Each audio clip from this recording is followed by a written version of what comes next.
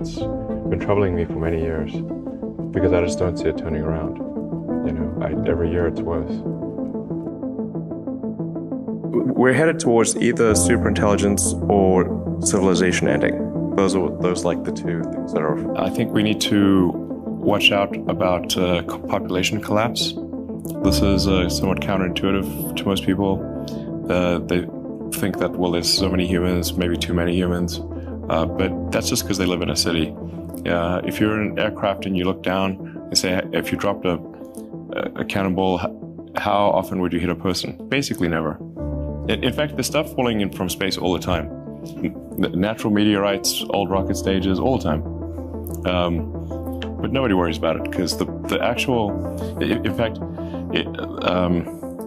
there's a good cool website called Wait But Why, and this guy Tim Urban, like, he actually just did the math, and all humans on Earth could fit in the city of New York on one floor. Don't even need the upper floors.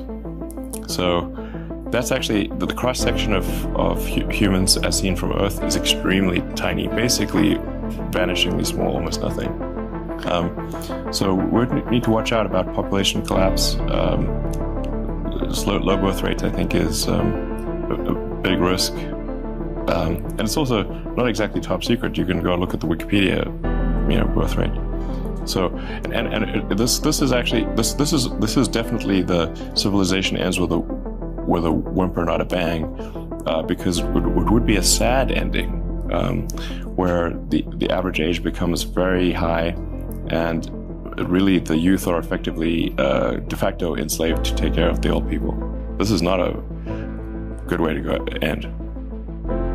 If you look at countries like Japan, most of Europe, China, and you look at the birth rates in a lot of those places is only at about half of the sustaining rates. When you have an inverted demographic pyramid, so if you look at the pyramid and you've got age striation, 60-year-olds, 50-years-olds, 40-years-olds, 20-years-olds, like sort of a demographic pyramid. Right. And in some countries it's like an upside down pyramid, so it'll sort of fall over. So it will not stand. What we'll actually have in those countries is a very high dependency ratio, where the number of people who are retired is very high relative to the number of people who are net producers. And so you cannot, the social safety net will not hold. We didn't evolve for this because we sort of evolved to just always procreate, and there wasn't birth control or anything. Right. Just like have lots of babies. That's like off the course, and like hopefully some of them would survive. That was like all of human history until very recently. And now it's, you've got cases like Japan where adult diapers outsell baby diapers. Europe's in a similar situation. China's headed the same way because they've had the one-child policy, and then even though they've relieved the one-child policy, the social norm has become to have an average of one kid. So even when they relieved that requirement, it didn't change. You can imagine, like, people sort of say, well, what about immigration? It's like, okay, look, there's 1.5 billion people in China. Where is China going to get 700 million new people? We're rapidly headed towards digital superintelligence that far exceeds any human. I think it's very obvious. AI doesn't have to be evil to destroy humanity. If AI has a goal and humanity just happens to be in the way, it will destroy humanity as a matter of course, without even thinking about it. No hard feelings. It's just like if we're building a road and an anthill happens to be in the way, we don't hate ants. We're just building a road. And so goodbye anthill. The biggest issue I see with so-called AI experts is that they think they know more than they do. And they think they're smarter than they actually are. It's definitely going to be outside of human control. Not necessarily bad, right? Yeah, it's not necessarily bad. It's just outside of human control. Now, the thing that's going to be tricky here is that it's going to be very tempting to use AI as a weapon. It's going to be very tempting. In fact, it will be used as a weapon. So the on-ramp to serious AI, the danger is going to be more humans using it against each other, I think, most likely. That'll be the danger. Yeah. I was at a meeting of all 50 governors and talked about just AI danger, and I talked to everyone I could. No one seemed to realize where this was going. AI is probably the single biggest item in the near term that's likely to affect humanity. So it's very important that we have the advent of AI in a good way. That is something that if you could look into a crystal ball and see the future, you would like that outcome, because it is something that could go wrong, as we've talked about many times, and so we really need to make sure it goes right. That's I think AI, working on AI and making sure it's a great future. That's the most important thing I think right now. The most pressing item. Intelligence will keep advancing. The only thing that would prevent advancing is something that puts civilization into stasis or destroys civilization. So then we have to figure out what is a world that we would like to be in, where there is this digital superintelligence. I think and then another point that I think is really important to appreciate is that all of us already are cyborgs. So you have a machine extension of yourself in the form of your phone and your computer and all your applications. You are already superhuman. But by far, you have more power, more capability than the President of the United States had 30 years ago. If you have an internet link, you have an oracle of wisdom. You can communicate to millions of people. You can communicate to the rest of Earth instantly. I mean, these are magical powers that didn't exist not that long ago. So everyone is already superhuman. AI is certainly one of the biggest risks. It could be the biggest risk. Are we headed towards the future where an AI will be able to outthink us in every way? Then the answer is unequivocally yes. I mean, to me, in terms of what consciousness feels like, it feels like consciousness is in a different dimension. But this could be just an illusion. If you damage your brain in some way physically, you damage your consciousness, which implies that consciousness is a physical phenomenon. The things that I think are really quite likely is that digital intelligence will be able to outthink us in every way, and it will certainly be able to simulate what we consider consciousness. So to a degree that you would not be able to tell the difference. If you're talking to a digital superintelligence and can't tell if that is a computer or a human, like let's say you're just having a conversation over a phone or a video conference, something where you think you're talking, looks like a person, makes all of the right inflections and movements and all the small subtleties that constitute human. Might as well. The danger of AI is much greater than the danger of nuclear warheads by a lot. And nobody would suggest that we allow anyone to just build nuclear warheads if they want. That would be insane. And mark my words, AI is far more dangerous than nukes. Far. So why do we have no regulatory oversight? This is insane. Elon expressed his reservations on AI development when he appeared at the Recode conference. I am concerned about certain directions that AI could take that would be not good for the future. I think it'd be fair to say that not all AI futures are benign. Not all. Okay. And so I think it's important, if we have this incredible power of AI, that it not be concentrated in the hands of a few and potentially lead to a world that we don't want.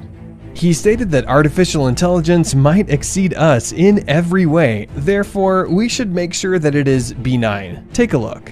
If you assume any rate of advancement in AI, we will be left behind by a lot. And so then we could be in benign, but even the benign situation, if you have if you have ultra intelligent AI, we would be so far below them in intelligence that it would be like, a pet, basically. Pet, that's what I was like thinking. a pet, like a cat. Elon like the a house cat. Yeah, right. it would be like the house cat. Right. And so if you have something, if we create some digital superintelligence that exceeds us in every way by a lot, it's very important that be benign. In another interview with CNN Business, Elon explained that AI is developing at a much faster pace than anyone realizes, and therefore we should be proactive towards it rather than being reactive. Check it out. AI is much more advanced than people realize, and the pace of progress is much greater than people realize. It'd be fairly obvious if you saw a robot walking around talking and behaving like a person, you're like, whoa, that's like, what's that? That would be really obvious. What's not obvious is a huge server bank in a dark vault somewhere with an intelligence that's potentially vastly greater than what a human mind can do. I mean, its eyes and ears would be everywhere. Every camera, every microphone, every device that's network accessible. That's really what AI means. It's not like a robot running around. The robots would simply be, they'd be like a finger of the AI. In conversation with HBO, Elon explained that besides the threat of AI weapons, another threat posed by AI is data manipulation. For instance, the advanced AI could manipulate the results of elections and hence start worldwide disputes. Probably a bigger risk than being hunted down by a drone is that AI would be used to make incredibly effective propaganda. That would not seem like propaganda. So these are deep fakes. Yeah, influence the direction of society, influence elections. Artificial intelligence just hones the message, looks at the feedback, makes this message slightly better. Within milliseconds, it can adapt its message and shift and react to news. And there's so many social media accounts out there that are not people. Like, how do you know it's a person, not a person? He also pointed out that the conventional approach of regulated things won't be effective for AI, and hence we need to take immediate action. The way in which a regulation is put in place is slow and linear, Right. and we are facing an exponential threat. And if you have a linear response to an exponential threat, it's quite likely the exponential threat will win. That, in a nutshell, is the issue. When the interviewer asked Elon how AI could destroy humans, Elon responded by giving us a very interesting yet scary analogy. Take a look. We have AI, which could destroy civilization. Excuse me, how could AI destroy civilization? It would be something the same way that humans destroyed the habitat of primates. I mean, it wouldn't necessarily be destroyed, but we might be relegated to a small corner of the world. When Homo sapiens became much smarter than other primates, it pushed all the other ones into small habitats. They're just in the way. In another interview with Y Combinator, Elon said that even if advanced AI does not develop its own will, it could be very dangerous because it could get stolen by someone and used unethically. It's not as though I think that the risk is that the AI would develop a will of its own right off the bat. I think it's more that's the concern is that someone may use it in a way that is bad, and even if they weren't going to use it in a way that's bad, that somebody could take it from them and use it in a way that's bad. That's very dangerous. It could also get stolen by somebody bad, like some evil dictator or country could send their intelligence agency to go steal it and gain control. It just becomes a very unstable situation, I think, if you've got any incredibly powerful AI. You just don't know who's going to control that. Elon has suggested the machine-brain interface as a means to merge AI with humanity. He believes that this is the only solution to address this threat. Take a look. I think it's to essentially, I think one of the solutions that seems maybe the best one is to have an AI layer.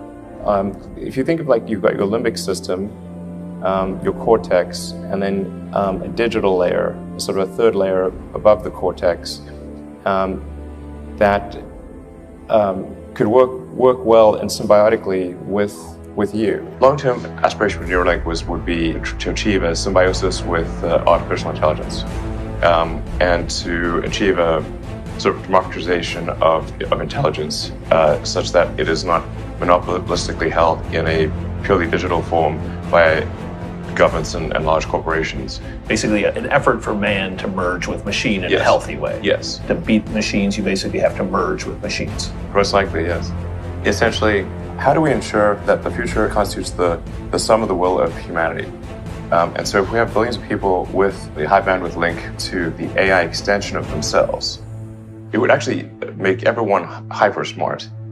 Okay, so you. This is very esoteric. Yeah, no, but you say this is more psi than phi, so you believe we're headed this I way. believe this can be done. It's really all about laying the groundwork to make sure that if humanity collectively decides that creating digital superintelligence is the right move, then we should do so very, very carefully. Very, very carefully. This is the most important thing that we could possibly do. So, what are your thoughts on Elon's warnings? Do you think this is a really pressing issue? And do you agree with Elon's suggestion to merge humans? And would you be willing to get a chip inside your head in order to compete with AI? Let us know your thoughts in the comments down below. We'll see you with another interesting video about Elon very soon. Have a good one.